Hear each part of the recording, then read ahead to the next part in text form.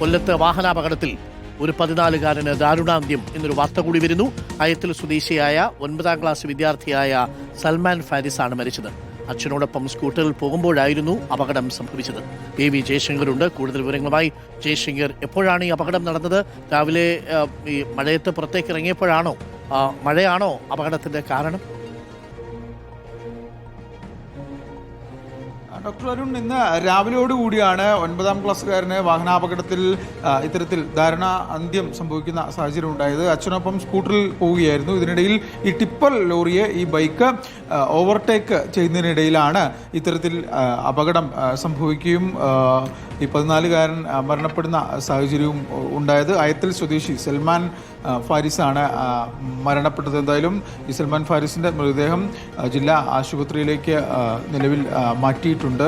ഈ അപകട കാരണം സംബന്ധിച്ച് പോലീസ് കൂടുതൽ അന്വേഷണം നടക്കുന്നു. ഈ ബൈക്ക് ഓവർടേക്ക് ചെയ്ത് തന്നെയാണ് പ്രാഥമികമായി അപകടത്തിലേക്ക് നയിച്ചതെന്നാണ് മനസ്സിലാക്കുന്നത്. എന്തായാലും പോലീസ് സമീപ പ്രദേശ CCTV ഉൾപ്പെടെ പരിശോധിച്ച് മറ്റ് വിഷയങ്ങളിലേക്ക് അധികം വൈകാതെ കിടക്കും. എന്തായാലും രാവിലെയോടെയാണ് ഇത്തരത്തിൽ 9ാം ക്ലാസ് മഴയുണ്ടോ രാവിലെ ജയശങ്കറെ കൊല്ലത്ത്?